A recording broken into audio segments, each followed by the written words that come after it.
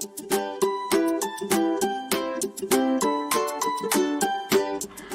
semuanya, kembali lagi bersama aku Fafloni. Di video keempat ini, kita akan membahas mengenai kecerdasan majemuk. Mungkin sebagian dari teman-teman sudah mengetahui apa itu kecerdasan majemuk. Namun bagi teman-teman yang belum mengetahui, mari kita bahas. Seorang ahli pendidikan dari Harvard University bernama Howard Gardner berpendapat bahwa tidak ada manusia yang tidak cerdas.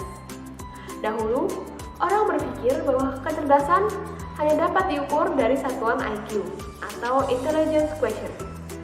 Namun, dampak dari pemikiran tersebut mengakibatkan siswa dan siswi yang memiliki nilai rendah di bidang matematika dan bahasa tidak begitu dihargai di sekolah maupun di masyarakat. Oleh karenanya, para peneliti berhasil meneliti dan menemukan fakta bahwa kecerdasan manusia tidak hanya sekedar di bidang matematika ataupun bahasa saja. Maka muncullah istilah multiple intelligence atau dalam bahasa Indonesia kecerdasan majemuk. Gardner memaparkan pengertian kecerdasan mencakup 3 faktor, yakni kemampuan untuk menyelesaikan masalah yang terjadi dalam kehidupan manusia, kemampuan untuk menghasilkan persoalan-persoalan baru untuk diselesaikan, dan kemampuan untuk menciptakan sesuatu yang akan memunculkan penghargaan dalam budaya seorang individu. Nah, di video keempat ini, teman-teman gak hanya mendengarkan teori aja, tapi aku akan mengajak teman-teman untuk mengisi sebuah tes agar teman-teman juga dapat mengetahui kecerdasan paling dominan apa yang teman-teman miliki. Untuk melakukan tes ini, kalian perlu menyiapkan kertas dan alat tulis, baik itu pulpen ataupun pensil. Kemudian, bacalah dengan seksama dan catat nomor yang mewakili dirimu. Terakhir, nanti jumlahkan setiap jenis kecerdasan. Jika kamu telah menyiapkannya, kita akan memulai.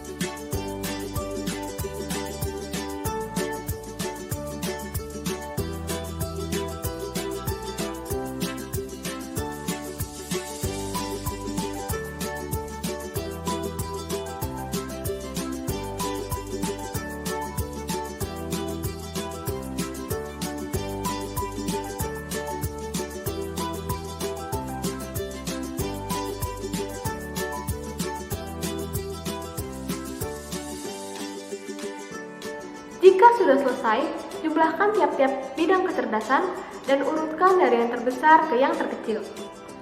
Selanjutnya, jika kamu memiliki nilai yang sama di lebih dari satu bidang, maka artinya kecerdasan dominan yang kamu miliki tidak hanya satu. Sekarang, mari kita lihat arti dari tiap-tiap bidang kecerdasan. Kecerdasan linguistik, kemampuan menggunakan kata secara efektif, baik secara lisan maupun secara tertulis.